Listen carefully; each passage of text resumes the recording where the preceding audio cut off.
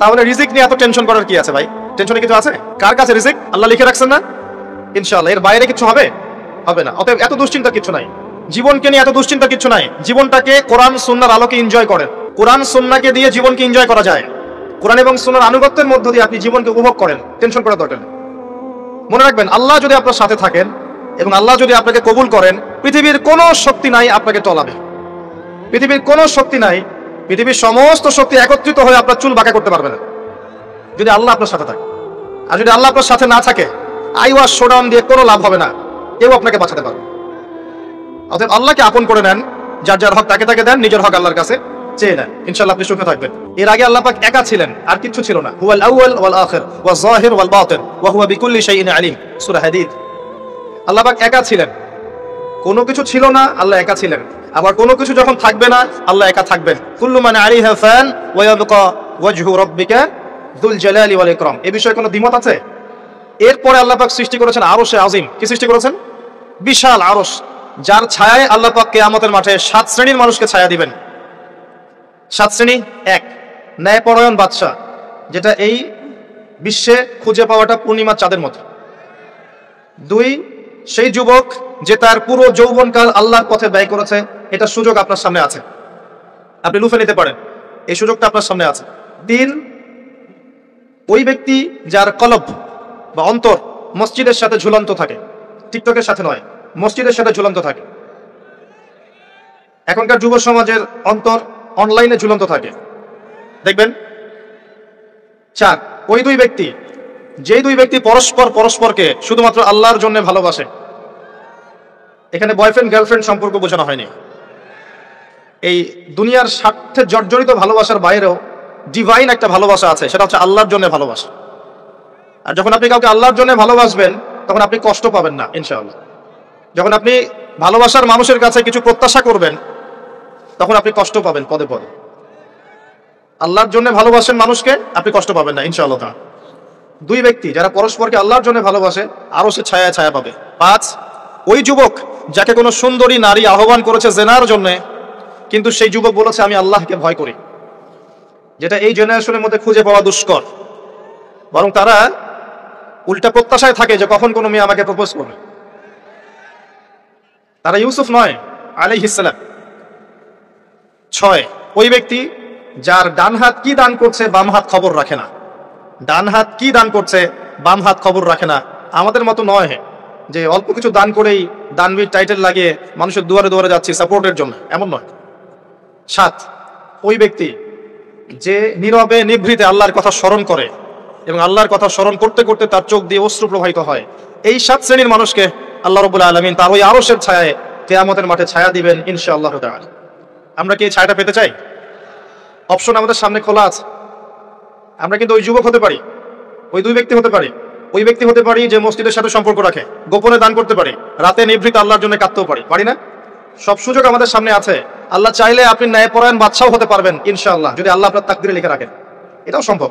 চলে আসেন, আরশে আজিমের পরে আল্লাহ পাক সৃষ্টি করেছেন কলম, এবং কলম সৃষ্টি করে আল্লাহ পাক পুরো মহাবিশ্বের তাকদীর লিখেছেন। পৃথিবীর শেষ দিন পর্যন্ত কি হবে না হবে, খুঁটিনাটি বিষয়, এত খুঁটিনাটি যে আল্লাহ পাকের ওই লিখার বাইরে পৃথিবীতেও কোনো আযাব গজব আসে না। যা লিখা আছে ওটাই আসবে। পৃথিবীতে যা আসছে, যে আযাব, যে বিপদ, যে বালা মুসিবতগুলো আসছে আসমানি এবং জমিনের, এগুলোও আল্লাহর কাছে লেখা আছে। সুবহানাল্লাহ। এমনকি এই পৃথিবীতে কতজন মানুষ এসেছে, চলে গেছে এবং আসবে, এই হিসেব আল্লাহর কাছে আছে। চিন্তা করতে পারেন, পৃথিবীতে কত মাখলুক আছে, হিসেব আল্লাহর কাছে আছে। এই মহাবিশ্বে কত গ্যালাক্সিজ আছে, গ্রহ নক্ষত্র আছে, আল্লাহর কাছে হিসেব আছে। পিঁপড়া কতটুকু আছে এই পৃথিবীতে, এটা আল্লাহ জানেন কতগুলো আছে। সমুদ্রের নিচে কি আছে আল্লাহ জানেন। প্রতিটা বিষয় মহাবিশ্বের লিখিত হয়ে গেছে। এখন যে আল্লাহর কাছে সব লিখিত আছে, সেই আল্লাহ কি আমার রিজিকের মালিক নন? তাহলে রিজিক নিয়ে এত টেনশন করার কি আছে ভাই? টেনশনে কিছু আছে? কার কাছে রিজিক? আল্লাহ লিখে রাখছেন না? ইনশাআল্লাহ এর বাইরে কিছু হবে না। অতএব এত দুশ্চিন্তার কিছু নাই, জীবনকে নিয়ে এত দুশ্চিন্তার কিছু নাই। জীবনটাকে কোরআন সুন্নাহর আলোকে এনজয় করেন। একটা বই আছে না, এনজয় ইওর লাইফ, বইটা পড়েছেন? কোরআন সুন্নাহকে দিয়ে জীবনকে এনজয় করা যায়। কোরআন এবং সুন্নাহর আনুগত্যের মধ্য দিয়ে আপনি জীবনকে উপভোগ করেন, টেনশন করার দরকার নেই। মনে রাখবেন, আল্লাহ যদি আপনার সাথে থাকেন এবং আল্লাহ যদি আপনাকে কবুল করেন, পৃথিবীর কোনো শক্তি নাই আপনাকে টলাবে। পৃথিবীর কোনো শক্তি নাই, পৃথিবীর সমস্ত শক্তি একত্রিত হয়ে আপনার চুল বাঁকা করতে পারবে না, যদি আল্লাহ আপনার সাথে থাকে। আর যদি আল্লাহ আপনার সাথে না থাকে, আইওয়াশ শোডাউন দিয়ে কোনো লাভ হবে না, কেউ আপনাকে বাঁচাতে পারবে। অতএব আল্লাহকে আপন করে নেন, যার যার হক তাকে তাকে দেন, নিজের হক আল্লাহর কাছে চেয়ে নেন, ইনশাআল্লাহ আপনি সুখে থাকবেন। তাকদীর আল্লাহ পাক লিখে ফেলেছেন। এরপরে আল্লাহ রাব্বুল আলামিন কি লিখেছেন? এরপরে আল্লাহ রাব্বুল আলামিন মহাবিশ্ব সৃষ্টি করেছেন 6 দিনে। কয় দিনে? কোরআনে দলিল আছে, হুয়াল্লাযী খালাকাস সামাওয়াতি ওয়াল আরদা ফি সিত্তাতি আইয়াম। তিনি সেই আল্লাহ যিনি আসমান সমূহ, একটা আসমান নয়, আসমান সমূহ মানে যতগুলো আসমান আছে, আর আমরা জানি 7টা আসমান আছে। কয়টা? 7টা মহাবিশ্ব আছে। এখন পর্যন্ত সায়েন্স যত কিছু আবিষ্কার করেছে এগুলো প্রথম মহাবিশ্বের আবিষ্কার। দ্বিতীয়টাতে ওরা যেতেই পারেনি এখন পর্যন্ত, অতদূর পর্যন্ত স্পেসশিপ যেতেই পারবে না। কথা কি বুঝতে পারছেন? এটা প্রথম আসমানের বিষয়। এরকম আরো 6টা আসমান মহাবিশ্ব আল্লাহ পাক প্রস্তুত করেছেন।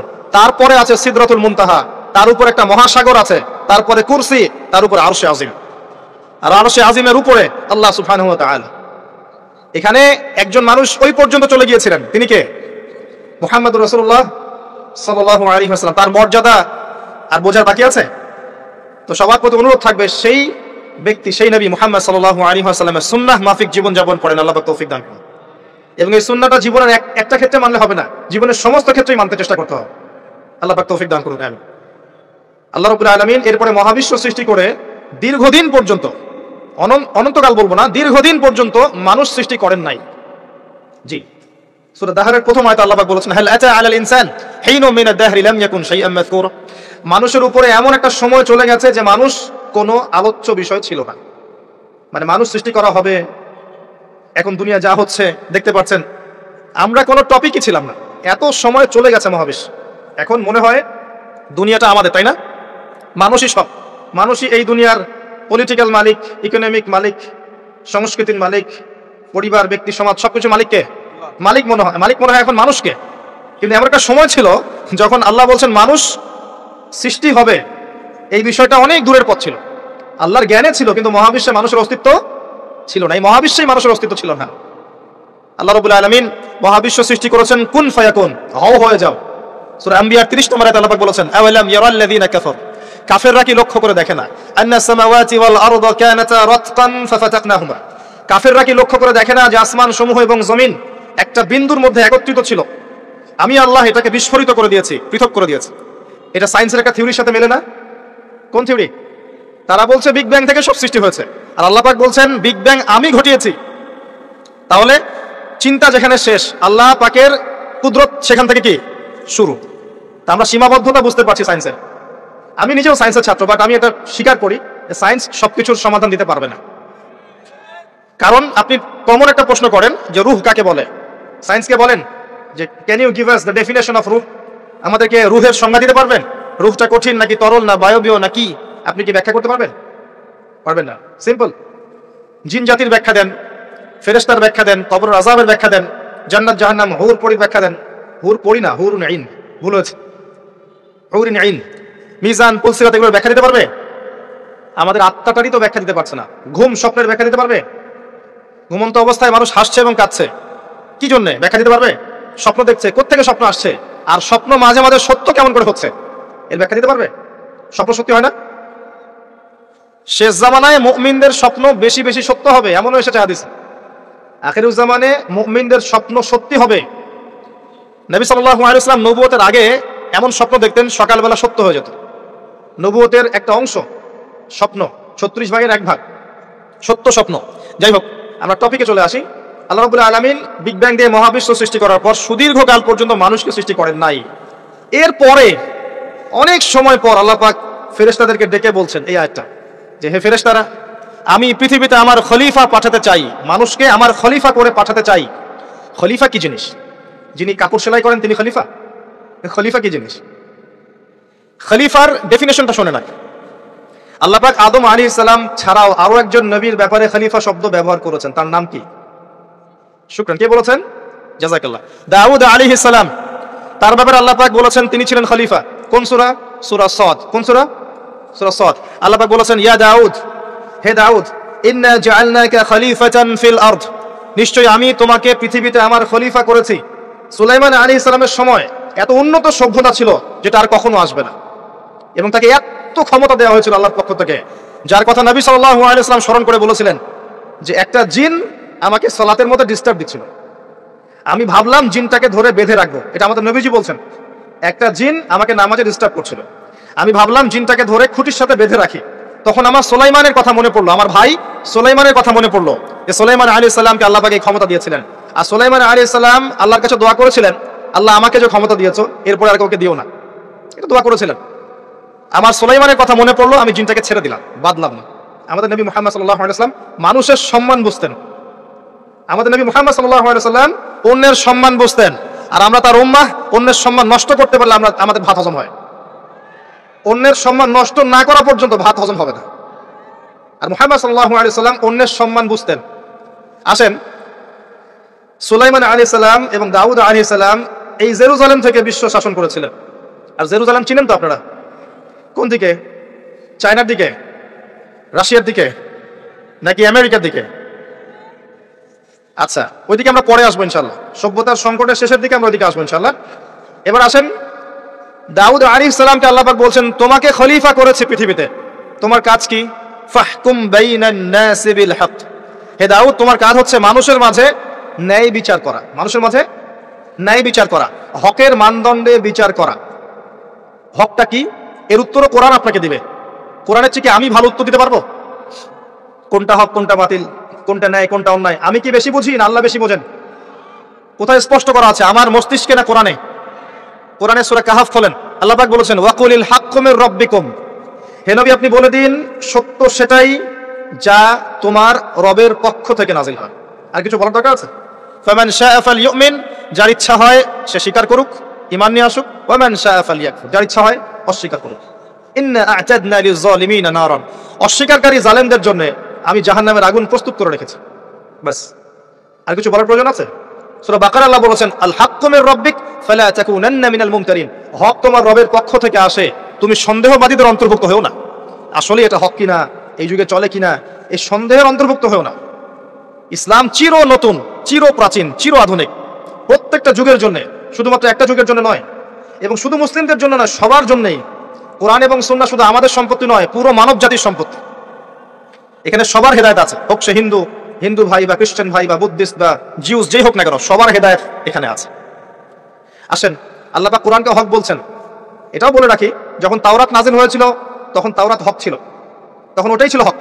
যখন জাবুর নাজিল হয়েছে, জাবুরই হক ছিল। যখন ইনজিল নাজিল হয়েছে, ইনজিলই হক ছিল। যখন থেকে কোরআন নাজিল হয়েছে, এখান থেকে নিয়ে কিয়ামত পর্যন্ত হকের কি অন্য কোনো মানদণ্ড আছে? এটা মানতে কোনো আপত্তি আছে? হ্যাঁ, এখন কোনো কিছু যদি কোরআন সুন্নাহর সাথে মিলে যায়, মানতে আমাদের কোনো আপত্তি নাই। কেউ একটা মতবাদ দিয়েছে, একটা দর্শন দিয়েছে, একটা সাইন্টিফিক থট দিয়েছে, যেটা কোরআনের সাথে মিলে গেছে, হাদিসের সাথে মিলে গেছে, মানতে আমাদের কোনো আপত্তি নাই। আমরা চোখ বন্ধ করে মানবো ইনশাআল্লাহ, কোনো সমস্যা নেই। কিন্তু যে ব্যক্তি, যে কোনো ব্যক্তি বা যে কোনো সংগঠন, যে কোনো সমাজ, যে কোনো সভ্যতা, কেউ যদি এমন কোনো কথা বলে, এমন কোনো দর্শন দেয়, এমন কোনো মতবাদ দেয় যেটা কোরআনের সাথে মিলছে না, সাংঘর্ষিক, হাদিসের সাথে মিলছে না, সাংঘর্ষিক, আপনি কি মানতে বাধ্য? এটা না মানাটাই আপনার ঈমানের পরিচয়।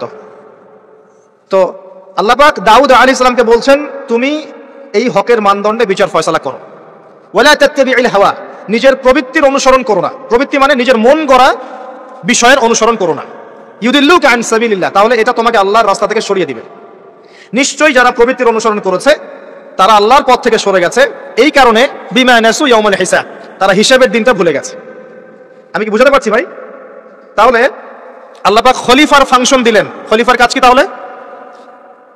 খলিফার কাজ হচ্ছে আল্লাহর পক্ষ থেকে আসা সত্যের মানদণ্ডে মানুষের মাঝখানে ফয়সালা করা। আমার কথা ক্লিয়ার? পরিবেশ পরিস্থিতি যদি অনুকূলে না থাকে, সে করবে না, তার ক্ষমতা নাই। লা ইউকাল্লিফুল্লাহু নাফসান ইল্লা ওয়াসআহা। কিন্তু আকীদা রাখতে কি কোনো সমস্যা আছে যে এটাই চূড়ান্ত সত্য? আমি তো আগেই বলেছি, এই যুগে সারেন্ডার করতে হবে। আপনি 100% ইসলাম ফলো করতে পারবেন না। 100% ইসলাম ফলো করা এই যুগে আমার মতে পসিবল না, ইল্লা মাশাআল্লাহ। তো আল্লাহ পাক যদি কিছু মানুষকে বাছাই করে তৌফিক দেন, সেটা আল্লাহ পাকের নিজস্ব ব্যাপার, এখতিয়ার, স্বাধীনতা। আসেন, আল্লাহ রাব্বুল আলামিন এখানে খলিফার ফাংশন বললেন, এবং আদম আলাইহিস সালামকে এই খলিফা করে পৃথিবীতে পাঠালেন। সভ্যতার শুরু হলো। সভ্যতার শুরু রোমকদের দ্বারা হয় নাই, সভ্যতার শুরু পশ্চিমাদের দ্বারা হয়নি, সভ্যতার শুরু হয়েছে নবীদের দ্বারা। সর্বপ্রথম সভ্যতার ধারক বাহক হচ্ছেন আদম আলাইহিস সালাম, যাকে আল্লাহ পাক খলিফা করে পৃথিবীতে পাঠিয়েছেন। যে বা যারা পৃথিবীতে আল্লাহর বিধান অনুযায়ী চলছে, তারা আল্লাহর খলিফা। কথা বুঝতে পারছেন? আর যারা পৃথিবীতে আল্লাহর বিধান অনুযায়ী চলছে না তারা আল্লাহর খলিফা নয়, তারা শয়তানের খলিফা। এবার আসেন, আদম আলাইহিস সালামকে সৃষ্টি করার পরেই কি পৃথিবীতে পাঠানো হয়েছে? না, আগে কি করা হয়েছে? আগে জ্ঞান শিক্ষা দেওয়া হয়েছে। শুরু থেকেই জ্ঞান আছে, আর এই জ্ঞান সৃষ্টিগতভাবে আমাদের মধ্যে ছিল না, আল্লাহ পাক শিখিয়েছেন। তার সভ্যতা এগিয়ে যাবে কিভাবে? জ্ঞান চর্চার মধ্য দিয়ে। বুঝতে পারছেন? আগে জ্ঞান। এখনো যদি আপনি একটা সুন্দর সভ্যতা চান, জ্ঞান চর্চা এছাড়া কোনো অপশন নাই। জ্ঞান এর চর্চা, প্রচার, সভ্যতা সমাজ সুন্দর হবে ইনশাআল্লাহ। এরপর কি হলো? সভ্যতা এগিয়ে গেল কিভাবে? তার বুকের হাড় থেকে হাওয়া আলাইহিস সালাম, এই যে সভ্যতার একটা অংশ, মহিলাদেরকে ছাড়া কি আপনি সমাজ চিন্তা করতে পারবেন? তারা আমাদের মধ্য থেকেই সৃষ্টি, এবং বাঁকা হাড় থেকে। জোরে চাপ দিতে যায় না, ভেঙে যাবে। জোরে চাপ দিতে যায় না, ভেঙে যাবে। বাস্তব অভিজ্ঞতা থেকেই বলছি। আর ছেড়ে দিলে আবার ওইভাবেই থেকে যাবে। এই জন্য উত্তম নসিহতের মধ্য দিয়ে একটু মানায় টানায় চলতে হবে আর কি। দুনিয়ার জীবন সবকিছু 100% মনের মতো হবে না, একটু মানায় নিয়ে চলতে হবে। কারণ আমি নিজেও সাহাবী নই, দেখবেন আমার স্ত্রীও মহিলা সাহাবী নন, আপনিও সাহাবী নন, আপনার স্ত্রীও মহিলা সাহাবী নন। তাই ওই হিসাব কিতাব করে লাভ নাই। আমরা সবাই অপরাধী, সবার মাঝে ল্যাকিংস আছে। এই জন্য সবার উচিত সবার ভুলগুলোকে ক্ষমা করে দুনিয়ার জীবনটা হৃদ্যতা ভালোবাসার সাথে কাটানো, তাহলে পরিবার ঠিক থাকবে ইনশাআল্লাহ। এরপরে কি পরীক্ষা? কিসের পরীক্ষা? এই গাছের কাছে যেও না। কোন গাছ? এই প্রশ্নের দরকার নাই তো আমার, কোন গাছ? যে গাছই হোক, এই গাছের কাছে যেও না। তার আগে আল্লাহ পাক বলে দিলেন, আদম আসো। ফেরেশতাদেরকে ডাকলেন, আদম তুমি এই নামগুলো বলে দাও। তিনি সব নাম বলে দিলেন। ফেরেশতাদেরকে আগে জিজ্ঞাসা করেছিলেন তোমরা বলে দাও, তারা বলেছে লা ইলমা লানা ইল্লা মা আল্লামতানা। এখানে জ্ঞানের মধ্য দিয়ে আল্লাহ পাক আদম আলাইহিস সালামকে সম্মানিত করলেন। জ্ঞান, সম্মান, নবী, সভ্যতার সূচক। আমার কথা কি বুঝতে পারছেন? এরপরে ইবলিস, সবাই সেজদা করলো। আদম জ্ঞানে জয়ী হয়েছে, তোমরা সবাই তাকে সেজদা করো। আল্লাহ পাক আদম আলাইহিস সালামকে বড় করলেন, কারণ তিনি তাকে ভালোবাসেন। আল্লাহ পাক আমাদেরকে ভালোবাসেন, বাসেন না? আল্লাহ পাক আমাদেরকে প্রচন্ড ভালোবাসেন।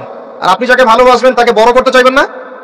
আল্লাহ পাক আদম আলাইহিস সালামকে উঁচু করলেন, তোমরা আদমকে সিজদা করো। ওয়া ইয কুলনা লিল মালাইকাতি ইসজুদু লিআদম ফাসাজাদু, সবাই সিজদা করলো ইল্লা ইবলিস। ইবলিস কেন সিজদা করলো না? কিয়াস করলো, খলাকতানি মিন নার ওয়া খলাকতাহু মিন তিন। আমাকে সৃষ্টি করেছেন আগুন দিয়ে, তাকে সৃষ্টি করেছেন মাটি দিয়ে, আমি কেন তাকে সিজদা করতে যাব? রিমেম্বার, লিসেন টু মি, ইবলিসের জ্ঞান ছিল, ইবলিসের আমল ছিল। আই রিপিট, ইবলিসের জ্ঞান ছিল, ইবলিসের আমল ছিল। ইবলিসের মাঝে বিনয় ছিল না, অহংকার ছিল। ইবলিস ধ্বংস হয়ে গেছে। যদি আমাদের জ্ঞান, আমাদের ডিগ্রি, আমাদের সার্টিফিকেট আমাদেরকে অহংকারী বানায়, আমরা ইবলিসের কাতারভুক্ত হয়ে যাবো, নাউযুবিল্লাহ। ঠিক আছে? এবার ইবলিসকে বের করে দেওয়া হলো, চিরস্থায়ী জাহান্নামী, অভিশপ্ত করা হলো। আদম এবং হাওয়া আলাইহিস সালাম জান্নাতে রাখা হলো। গাছের কাছে যেও না, তারা চলে গেলেন। কিভাবে চলে গেলেন? এখানে আসেন। ইবলিস এসে ওয়াসওয়াসা দিয়েছে। কি ওয়াসওয়াসা সেটা শোনেন। এটা একটা ভালো প্রশ্ন। কোন ওয়াসওয়াসায় পড়ে তারা এই কাজটা করে ফেললেন? এটা সূরা তহার মধ্যে আছে। কোন সূরা? তহা। এখানে আল্লাহ পাক বলেছেন, ইবলিস এসে বলেছিল যে তোমরা যদি ওই গাছের কাছে যাও এবং এর ফল খাও, তাহলে তোমরা চিরস্থায়িত্ব লাভ করবে। চিরস্থায়িত্ব, অমর হয়ে যাবে, অমর। কথা বুঝতে পারছেন? অমরত্ব। অমরত্বের টোপ দিয়ে ইবলিস এভাবে ওয়াসওয়াসা দিয়েছে আমাদের পিতাকে, আমাদের মাকে। এর ফলশ্রুতিতে আল্লাহ রাব্বুল আলামিন আমাদেরকে নামিয়ে দিয়েছেন পৃথিবীতে। আল্লাহ পাক নামিয়ে দেওয়ার সময় আদম এবং হাওয়া আলাইহিস সালাম তাদেরকে ক্ষমা করে দিয়েছেন, কিন্তু একটা সময় দিয়েছেন, এখন আর জান্নাতে থাকা হবে না, পৃথিবীতে চলে যাও, এখানেও চিরস্থায়ী জীবন পাবে না, নির্দিষ্ট সময় থাকবে। এর মধ্যে আমি তোমাদের রিজিক দিব, তোমাদেরকে আমি খাবার দিব, বাসস্থান দিব, সবকিছু দিব, স্ত্রী সন্তান যা যা লাগে মৌলিক চাহিদা সব দিব। তখন যদি তোমরা আমার হেদায়েতকে মেনে চলো, আবার জান্নাতে ফিরে আসবে। যদি না মানো, ইবলিসের সাথে জাহান্নাম। কথা ক্লিয়ার? সহজ সরল জীবন দর্শন, দ্য ফিলোসফি অফ লাইফ। এত দর্শন শেখার দরকার নাই। আমরা দর্শনের বই পড়তে পড়তে মাথা খারাপ হয়ে গেছে। পশ্চিমা দর্শন, জৈন দর্শন, চারবাক দর্শন, ইউরোপিয়ান দর্শন, আধুনিক দর্শন পড়তে পড়তে অবস্থা খারাপ। মার্কসীয় দর্শন। সুবহানাল্লাহ, একটা সহজ সরল জীবন দর্শন আল্লাহ দিয়েছেন। সূরা বাকারার আয়াত নাম্বার 38 এবং 39, দুটো আয়াত। কি দর্শন? আল্লাহ বলছেন, কুলনা বিতু মিনহা জামিআ, আমি আল্লাহ বললাম তোমরা সবাই নেমে যাও। কারা কারা সবাই? আদম, হাওয়া, ইবলিস। তোমরা নেমে যাও পৃথিবীতে। ফাইম্মা ইয়াতিয়ান্নাকুম মিন্নি হুদান, তোমাদের কাছে আমার পক্ষ থেকে হেদায়েত আসবে। কি আসবে? এই যে তাওরাত, জাবুর, ইনজিল, কোরআন, আল্লাহর বাণী, ওহী, এগুলো আসবে, রাসূল আসবেন। ফামান তাবিআ হুদায়া ফালা খাউফুন আলাইহিম ওয়ালা হুম ইয়াহজানুন, যে বা যারাই আমার এই হেদায়েতকে মেনে চলবে তাদের বিন্দু মাত্র ভয় নাই, কোনো টেনশন নাই, কোনো ভাবনা নাই, ইনশাআল্লাহ আবার জান্নাতে ফিরে আসবে ইনশাআল্লাহ। সুসংবাদ। ঠিক আছে? তারপরের আয়াত আল্লাহ পাক বলেন, ওয়াল্লাযীনা কাফারু ওয়া কাযযাবু বিআয়াতিনা, কিন্তু যারা আমার আয়াতকে মিথ্যা প্রতিপন্ন করবে এবং অস্বীকার করবে, কুফরি করবে, ফাউলাইকা আসহাবুন নার, এরা হবে জাহান্নামের অধিবাসী। কার সাথে? ইবলিসের সাথে। হুম ফিহা খালিদুন, তারা সেখানে চিরস্থায়ী হবে। সহজ সরল জীবন দর্শন, দ্য ফিলোসফি অফ লাইফ। মানলেই শান্তি, না মানলেই অশান্তি। এরপর একটা চ্যালেঞ্জ, ইবলিস চ্যালেঞ্জও করছে, আল্লাহ তুমি আমাকে বের করে দিয়েছো, ঠিক আছে, আমি আদম সন্তানের ডান দিক থেকে আসবো, বাম দিক থেকে আসবো, সামন থেকে আসবো, পিছন থেকে আসবো, তাকে আমি জাহান্নামের পথে নিয়েই ছাড়ব। এটা মনে রাখেন মাথার মধ্যে, ইবলিসের চ্যালেঞ্জ। আর আল্লাহ পাকও সতর্ক করলেন, ইন্নাহু লাকুম আদুউম মুবিন, সেটা আমাদের স্পষ্ট সত্য। এবার পৃথিবীতেও নামিয়ে দিলেন, হেদায়েতও পাঠাচ্ছেন, নবী রাসূল পাঠিয়েছেন। সভ্যতা আস্তে আস্তে এগিয়ে চললো। সভ্যতায় দুইটা শক্তি দেখতে পাচ্ছেন, একটা আল্লাহর পক্ষ থেকে আসা শক্তি, একটা শয়তানি শক্তি। এই দুটো নিয়ে সভ্যতা এগিয়ে চলছে। আবারও বলছি, সভ্যতা শুরু হয়েছে নবী দ্বারা, রোমকদের দ্বারা নয়। সভ্যতা শুরু হয়েছে নবী দ্বারা। মানুষ আগে গাছের ছাল পাতা করে থাকতো না। সূরা আরাফে আল্লাহ পাক বলেছেন, আমি মানুষের জন্য, আদম হাওয়া আলাইহিস সালাম, তাদের জন্য লেবাস পাঠিয়েছি, পোশাক পাঠিয়েছি। আমি লেবাস নাজিল করেছি উপর থেকে। লোহার খনি দেখেছেন? লোহার খনি কেউ কি বিশ্বাস করবে যে লোহা মহাকাশ থেকে পৃথিবীতে এসে পড়েছে? ওয়ানজালনাল হাদিদ, আল্লাহ পাক বলছে আমি হাদিদ নাজিল করেছি। কোরআন নাজিল করা বোঝেন? কোরআন নাজিল মানে কি? আল্লাহর উপর থেকে কোরআন আসেনি? জিবরাইল আলাইহিস সালাম কোরআন নিয়ে আসছেন না নিচে মুহাম্মদ সাল্লাল্লাহু আলাইহি ওয়াসাল্লামের কাছে? এই যে কোরআন নাজিল হচ্ছে, আনজালা। আল্লাহ পাক এই কথা বলছেন যে লোহা আমি নাজিল করেছি। লোহা একটা অণু আপনি তৈরি করতে পারবেন পৃথিবীতে ল্যাবে বসে? সুবহানাল্লাহ।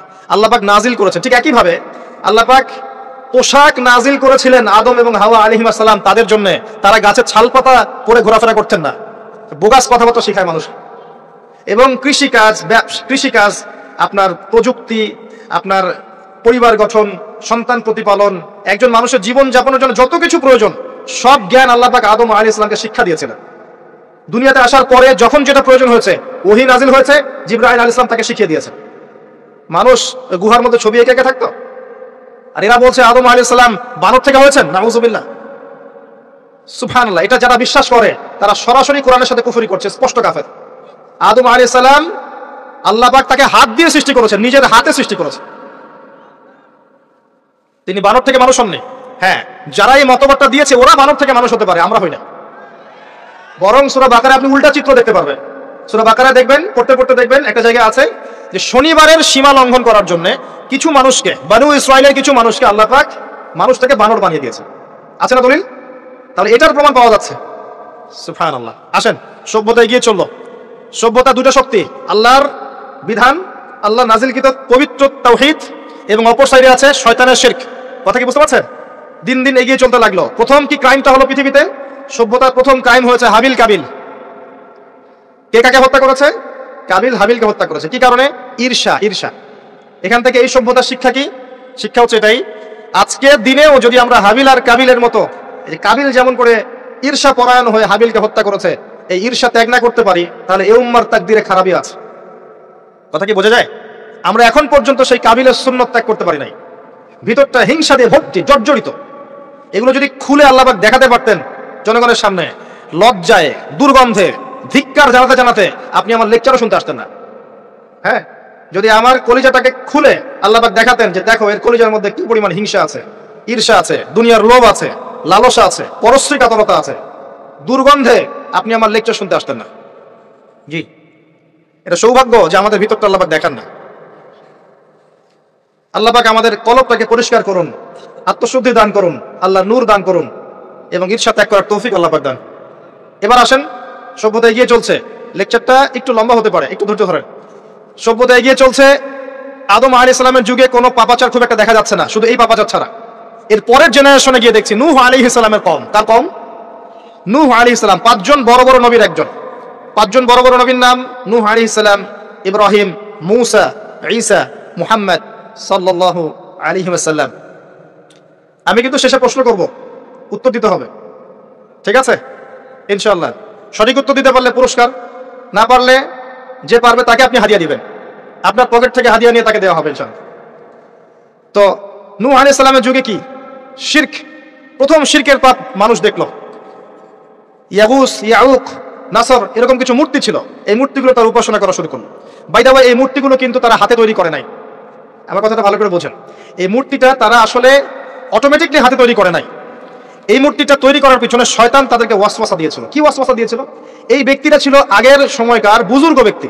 বুজুর্গ ব্যক্তি বোঝেন, পরেশগার বুজুর্গ ব্যক্তি। তো শয়তান এদেরকে বুঝিয়েছিল, যদি তোমরা বুজুর্গ ব্যক্তিদের, আল্লাহওয়ালা মানুষদের মূর্তি তৈরি করে মসজিদের বাইরে রাখো, তাদেরকে দেখলে তোমাদের ইবাদতে মনোযোগ বাড়বে। শয়তান এই ওয়াসওয়াসা দিয়েছে। ওই জেনারেশন তাই করলো। ওই জেনারেশন যখন চলে গেল, পরের প্রজন্মকে শয়তান ওয়াসওয়াসা দিল, আরে মসজিদের বাইরে কেন, ভেতরেই রাখলে হয়। তারা ভেতরে নিয়ে আসলো, এই জেনারেশন শেষ হয়ে গেল। তারপরে আরেকটা জেনারেশন আসলো, ওদেরকে শয়তান বুঝালো সরাসরি এদের কাছে চাইলেই হয়। শিরক শুরু হলো। আপনি কি বুঝতে পারছেন কিভাবে শিরক শুরু হয়েছে বিশ্বে? এবার নূহ আলাইহিস সালাম 950 বছর তার কওমকে দাওয়াত দিলেন, শিরক ছেড়ে দাও, শিরক ছেড়ে দাও। কত বছর? 9টা শতাব্দী, 9.5 শতাব্দী তিনি তার উম্মাহকে দাওয়াত দিলেন, শিরক ছেড়ে দাও। তার স্ত্রী পর্যন্ত তার কথা শুনলো না, তার ছেলেও তার কথা শুনলো না। দাওয়াতটা কেমন ছিল? আমাদের মতো এই যে লাক্সারিয়াস বসে বসে দাওয়াত দেয় এমন নয়। দাওয়াতটা এমন ছিল, নূহ আলাইহিস সালাম নিজেই বলছেন, ইন্নী দাআউতু কওমি লাইলা ওয়া নাহার, আল্লাহ আমি আমার কওমকে দিন রাত দাওয়াত দিয়েছি, দিন রাত 24 ঘন্টা। ওয়ালাম ইয়াজিদহুম দুআই ইল্লা ফিরারা, আমার দাওয়াত শুনে মানুষ খালি পালিয়েই গেছে, পালিয়ে গেছে। এরকম করে দাওয়াত দিয়েছেন, এমন ভাবে দাওয়াত দিয়েছেন, শেষে সমাজের মানুষ শুনছে না, পরিবারের লোকও কথা শুনছে না। তখন হাত উঁচু করে বলছেন, রব্বি আন্নী মাগলুবুন ফান্তাসির, আল্লাহ আমি পরাজিত, আমাকে সাহায্য কর। তখন আল্লাহ পাক প্লাবন পাঠালেন, ধ্বংস হয়ে গেল জালেম। আর যারা মুমিন তাদেরকে আল্লাহ পাক উদ্ধার করলেন কিস্তিতে করে। সভ্যতার সংকট বুঝতে পারছেন? সভ্যতার সংকট মানে হচ্ছে শিরক। যখন সভ্যতায় শিরক এসেছে, আল্লাহ পাক তাওহীদ পন্থীদেরকে বাঁচিয়েছেন, মুশরিকদেরকে ধ্বংস করে দিয়েছে। এবং এই মুশরিকদেরকে আল্লাহ পাক পরকালেও জাহান্নামের আগুনে জ্বালাবেন, আর তাওহীদ পন্থীদেরকে আল্লাহ পাক পরকালে জান্নাত দিবেন ইনশাআল্লাহ। এই সভ্যতা এগিয়ে যাচ্ছে, এরপরে আরো এগিয়ে গেল। সব তো বলার সময় নাই, কয়েকটা বলছি। এগিয়ে যেতে যেতে একটা কওম আসলো, একটা সভ্যতা আসলো, যারা এত শক্তিশালী, ফিজিক্যাল স্ট্রাকচার এত লম্বা চওড়া, মানে এক একজন তাল গাছের সমান সমান লম্বা মানুষ, আদম সন্তান, পাহাড় কেটে কেটে বাড়ি নির্মাণ করে। এবং তাদের এই সভ্যতা সম্পর্কে আল্লাহ পাক বলেছেন যে লাম ইউখলাক মিসলুহা ফিল বিলাদ, এমন সভ্যতা পৃথিবীতে সৃষ্টি করা হয়নি। এত উচ্চ মানের সভ্যতা ছিল। এদের নাম ছিল আদ জাতি। আদ কি নাম? তাদের নবী ছিলেন হুদ আলাইহিস সালাম। কি নাম? হুদ আলাইহিস সালাম। তিনি দাওয়াত দিলেন একই স্টাইলে, আল্লাহর ইবাদত করো, আমার আনুগত্য করো, শিরক করো না, ইত্যাদি ইত্যাদি। কওম তার কথা শুনলো না। অল্প কিছু মানুষ শুনলো, তাদেরকে তিনি সাথে নিয়ে চলে গেলেন। আল্লাহ পাক জালেমদেরকে ধ্বংস করে দিলেন। একই সুন্নাহ। কিভাবে ধ্বংস করলেন? ঝঞ্ঝা বায়ু দিয়ে, এমন বাতাস যে বাতাসে পুরো কওম উড়ে চলে গেল খেজুর গাছের মতো, খেজুর গাছের ডালের মতো পড়ে থাকলো। যারা বলতো মান আশাদ্দু মিন্না কুওয়া, আমাদের চেয়ে শক্তিশালী আর কে আছে, আল্লাহ পাক ওদেরকে বাতাস দিয়ে উড়িয়ে শেষ করে দিলেন। সুবহানাল্লাহ। এরপরে আরেকটা সভ্যতা আসলো, যার নাম সামুদ। তাদের নবীর নাম সালেহ আলাইহিস সালাম। তারাও আদ জাতির ভাই, ওরাও ফিজিক্যালি অনেক স্ট্রং ছিল। একইভাবে নবী দাওয়াত দিলেন, তারা কবুল করলো না। আল্লাহ পাক ওই মুমিনদেরকে উদ্ধার করলেন, বাকিদেরকে বজ্রপাত দিয়ে ধ্বংস করে দিলেন। কি দিয়ে ধ্বংস করলেন? বজ্রপাত। বজ্রপাতের প্রচন্ড শব্দে কর্ণঘোর ফেটে গেল, তারা তাদের ঘরের সামনেই পড়ে থাকলো। এটা একটা কম ছিল, যেই কমটাকে বলা হয়েছিল যে সময় আছে তোমাদের সামনে, তোমরা চাইলে তওবা করে ফিরে আসতে পারো, অথবা 3 দিন ভোগবিলাস করতে পারো, ধ্বংস আসবে, আযাব আসবে। ওরা বলেছিল বরং আমরা 3 দিন ভোগবিলাস করে নেব। কোন সম্প্রদায়ের সাথে এই আকীদাটা মিলছে? বর্তমান যুগের কোন সভ্যতার সাথে এই আদর্শটা মিলছে? কথা কি বুঝতে পারেন? কারা শিখায় মানুষকে খাও দাও ফুর্তি করো, খাও দাও ফুর্তি করো, কালকের কি চিন্তা, আজকেই বেঁচে নাও? কারা শিখায়? এই যে সালেহ আলাইহিস সালামের কওম এমন ছিল, তওবা করে ফিরে আসো। ওরা বলছে না, 3 দিন সময় আছে, খেয়ে নিয়ে ফুর্তি করে নিব। জেনা, মদ, খাওয়া দাওয়া সব চললো। তৃতীয় দিন সকালবেলা ফজরের সময় বিকট শব্দে ওদের কর্ণঘোর আল্লাহ ফাটিয়ে দিলেন, এবং ঘরের সামনে চিৎপটাং হয়ে পড়ে থাকলো, কম শেষ, ডিস্ট্রয়। এখনো হিজাজ অঞ্চলে তাদের ধ্বংসাবশেষ দেখা যায়, অনলাইনে সার্চ করে দেখেন। সভ্যতা এগিয়ে চললো। আপনি কি সভ্যতার এগিয়ে যাওয়ার মধ্যে মিল পাচ্ছেন? কোনো একটা কমন জিনিস পাচ্ছেন? প্রত্যেক সভ্যতা আল্লাহ পাক ওহী নাযিল করেছেন, রাসূল পাঠিয়েছেন, আনুগত্যের দিকে আহ্বান করেছেন। যারা করে নাই ধ্বংস, যারা করেছে সফল। সভ্যতার সংকট। সভ্যতা এগিয়ে যেতে যেতে একটা কওম আসলো, যার নাম হচ্ছে শুআয়ব, কওমে মাদিয়ান। কি নাম? কওমে মাদিয়ান, শুআয়ব আলাইহিস সালামের কওম। শুআয়ব আলাইহিস সালাম একজন নবী ছিলেন, যিনি তার মেয়েকে মূসা আলাইহিস সালামের সাথে বিয়ে দিয়েছিলেন। ওইদিকে আমরা আসছি ইনশাআল্লাহ। শুআয়ব আলাইহিস সালামের কওমের অপরাধ ছিল, এরা মাপে কম দিত এবং ডাকাতি করতো। কি করতো? ডাকাতি। আমরাও কিন্তু কম করি না ডাকাতি। এখন আমরা নেক্সট সুরতেও ডাকাতি করি, বৎসরতেও ডাকাতি করি, করি না? অনেকে তো কোটটাই পরে ডাকাতি করে, কোটটাই পরে বড় বড় মাপের ডাকাতি করে। কারণ আপনি কোটটাই পড়লে তো ধরতে পারবেন না কলার, কিছু বলতে পারবেন না। সব ক্ষেত্রে এগুলো চলছে। স্যুট বুট পরে বসে থাকবো সুদী ব্যাংকে, মানুষের রক্ত চুষে খাচ্ছে। অনেক সময় দেখা যায় দিনের লেবাস পরেও আমরা জনগণের টাকা পয়সা লুটে খাই। হ্যাঁ, তো ওই যে ডাকাতি করতো শুআয়ব আলাইহিস সালামের কওম, এবং তারা মাপে কম দিত। রমজান মাসে একটা অনুরোধ করবো, আল্লাহর ওয়াস্তে কৃত্রিম সংকট তৈরি করে মানুষকে কষ্ট দিয়েন না, বরং এই মাসে আপনি দাম আরো কমিয়ে দেন, আল্লাহ আপনার রিজিকে বারাকা দিবেন। মানুষকে খাওয়ান, বেশি বেশি ইফতার করান, বেশি বেশি ইফতার করান, সমাজ কল্যাণমূলক কাজ করেন, আল্লাহ রহম করবেন ইনশাআল্লাহ। আল্লাহর ওয়াস্তে এই মাসটাকে কোটিপতি হওয়ার সুযোগ মনে করেন না, এটা আপনার ক্ষমা পাওয়ার মাস। আল্লাহ পাক বোঝার তৌফিক দান করুন তাদেরকে। তারপরেও কিছু মানুষ থাকবে লাহুম কুলুবুন লা ইয়াফকাহুনা বিহা, যাদের কলব আছে উপলব্ধি করে না, ওয়ালাহুম আযানুন লা ইয়াসমাউনা বিহা ওয়ালাহুম আ'য়ুনুন লা ইবসিরুনা বিহা, কান আছে শুনে না, চোখ আছে দেখবে না। উলাইকা কাল আনআম, এরাই জন্তু জানোয়ারের মতো। বাল হুম আদাল, বরং তার চেয়ে ওরা নিকৃষ্ট। বাল হুম আদাল, বরং তার চাইতেও নিকৃষ্ট। উলাইকা হুমুল গাফিলুন, এটা গাফিল সম্প্রদায়। আসেন, মাপে কম দেওয়া, ডাকাতি করার কারণে আল্লাহ পাক কি করলেন? আল্লাহ পাক এই মাদিয়ান জাতি, ইতিহাসে প্রথমবার, সভ্যতায় প্রথমবার এই মাদিয়ান জাতিকে আল্লাহ পাক ভূমিকম্প দিয়ে ধ্বংস করেছেন। ভূমিকম্প দিয়ে আল্লাহ পাক ধ্বংস করেছেন ওয়ার্ল্ড হিস্ট্রিতে প্রথম এই মাদিয়ান কওমকে। আর এই ভূমিকম্প আখিরুজ জামানেও আসবে, বড় বড় তিনটা, একটা পূর্ব দিকে, একটা পশ্চিমে, আর একটা বিশ্বের মাঝখানে। অপেক্ষা করতে থাকেন এবং প্রস্তুতি গ্রহণ করতে থাকেন, সামনে আসবে ইনশাআল্লাহ আযজা ওয়া জাল। কারো ঠেকানোর ক্ষমতা নাই, বিকজ এটা হাদিসে লেখা আছে, কিছু করার নাই। একটা কাজই করার আছে, পরকালের ফিকির করা আর মৃত্যুর প্রস্তুতি গ্রহণ করা। আসেন, এরপর কি হলো? সভ্যতা এগিয়ে চললো, নবী মূসা আলাইহিস সালামের কওম আসলো। বনু ইসরাঈলের ঘটনা আপনারা জানেন। এর আগে একটা স্কিপ করে গেছে, ওইদিকে আসছি। এর আগে ইব্রাহিম আলাইহিস সালাম ছিলেন, মনে আছে? ওই যে নমরুদ, ইব্রাহিম আলাইহিস সালাম, বাবা তার আহ্বানে সাড়া দিচ্ছে না, বাড়ির থেকে চলে গেলেন, স্ত্রী সারা কিনে চলে গেলেন প্যালেস্টাইন, সেখানে থাকা শুরু করলেন। পরে হাজরা আলাইহিস সালামকে বিয়ে করলেন, সেখান থেকে আবার মক্কা, সেখানে সন্তানকে জবাই করার ফিতনা, পরীক্ষা, সফল হলেন, প্রত্যেকটা ক্ষেত্রে সফল হলেন।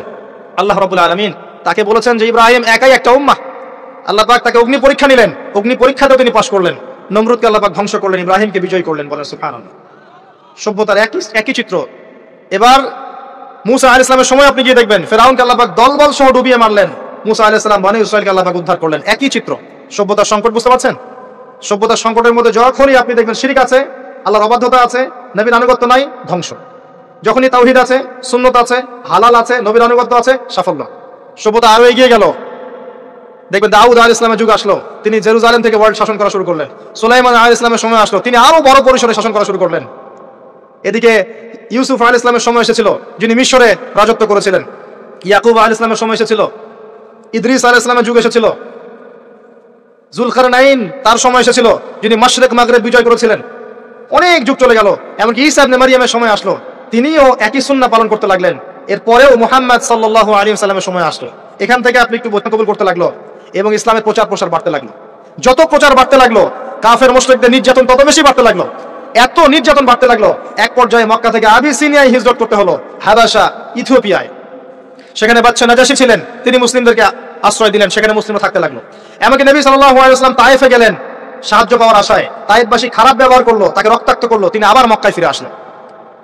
তিনটা বছর গাছের ছাল পাতা খেয়ে সাহাবায়ে কেরামকে শিয়ারে আবু তালেবে রাত দিন কাটাতে হলো। 3 বছরের বয়কট জীবন।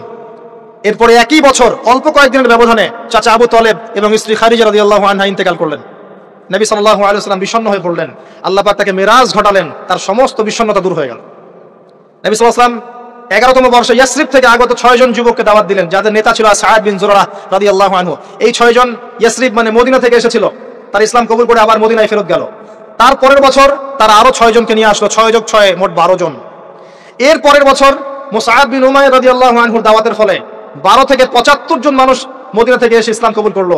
মদিনায় হিজরতের পটভূমি তৈরি হলো। নবী সাল্লাল্লাহু আলাইহি ওয়াসাল্লাম তার পরের বছর হিজরত করলেন মদিনায় সাহাবায়ে কেরামকে নিয়ে। এই যে মদিনা, এটাই হলো প্রথম ইসলামিক স্টেট। কথা কি বুঝতে পারছেন?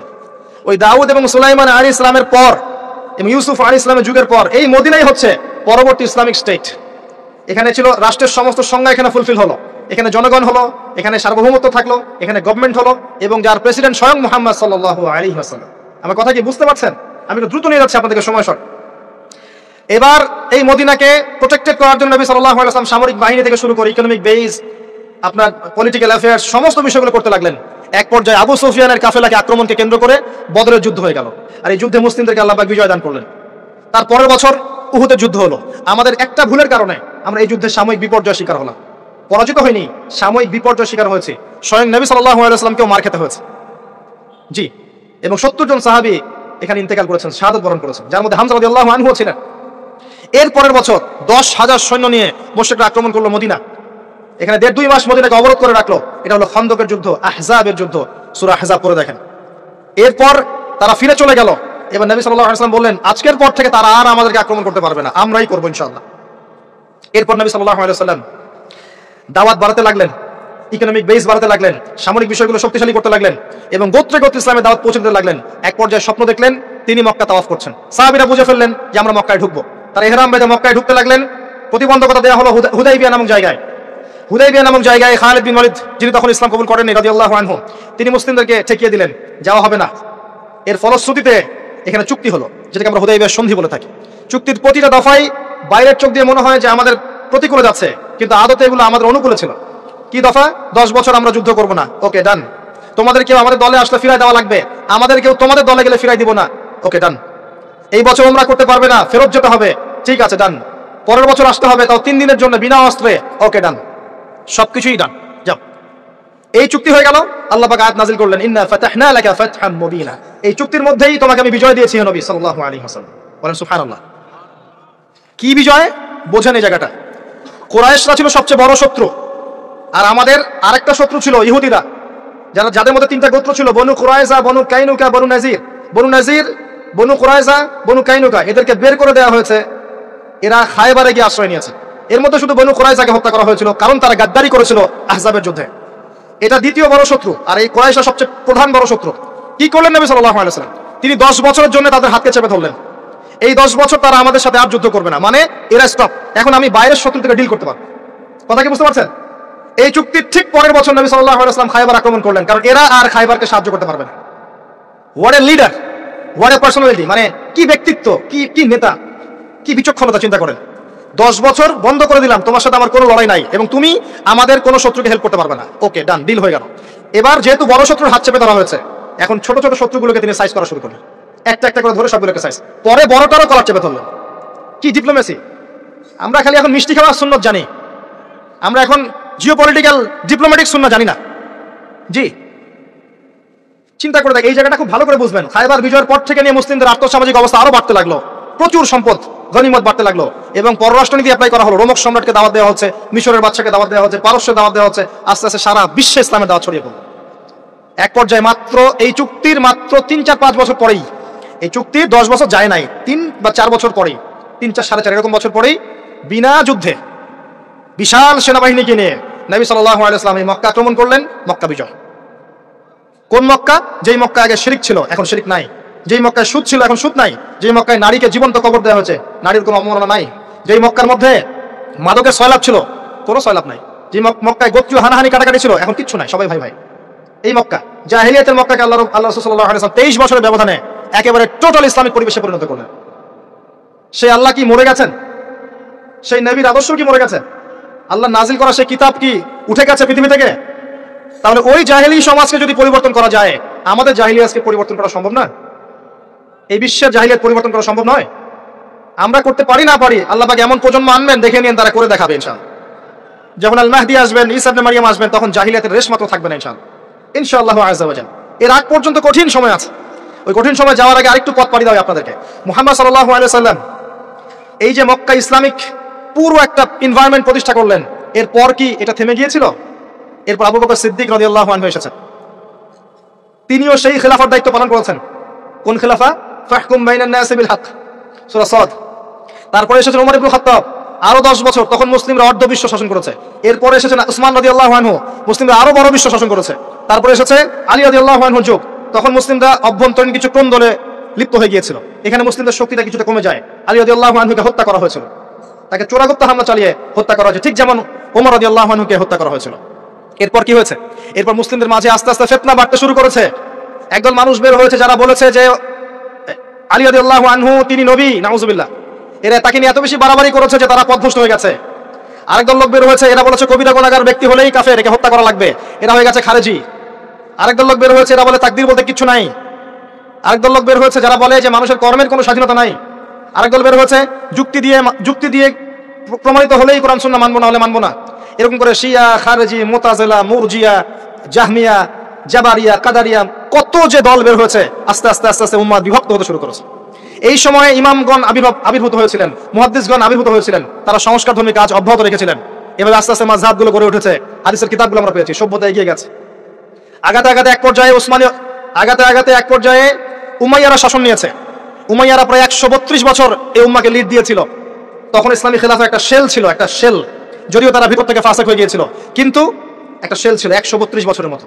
ইসলাম এগিয়ে গেছে, সভ্যতা এগিয়ে গেছে, সভ্যতার অমুকরা দিয়েছে, সভ্যতা মুসলিমরা দিয়েছে, সভ্যতা এগিয়ে গেছে। এরপরে আব্বাসীয় খেলাফত এসেছে, প্রায় 500-550 বছর, 550 বছর তারা পৃথিবী শাসন করেছে। আব্বাসীয়দের সময় মুসলিমদের ভিত যখন দুর্বল হয়ে যায়, তখন মঙ্গোলিয়ানরা আব্বাসীয়দেরকে আক্রমণ করেছিল এবং 40 দিনের ব্যবধানে 20 লাখ মুসলিমকে হত্যা করেছে। যখনই আল্লাহ পাকের ওই সুন্নাহ, যখনই মুসলিমরাও, অমুসলিমরা তো আছেই, মুসলিমরাও যদি আল্লাহর বিধান থেকে সরে গিয়েছে, আল্লাহ পাক ওদেরকেও সরিয়ে দিয়েছেন, নতুন সম্প্রদায় নিয়ে এসেছেন। এটাই সভ্যতার সংকট। আবার কথাটা ভালো করে বোঝেন, অমুসলিমদের কথা বাদ দেন।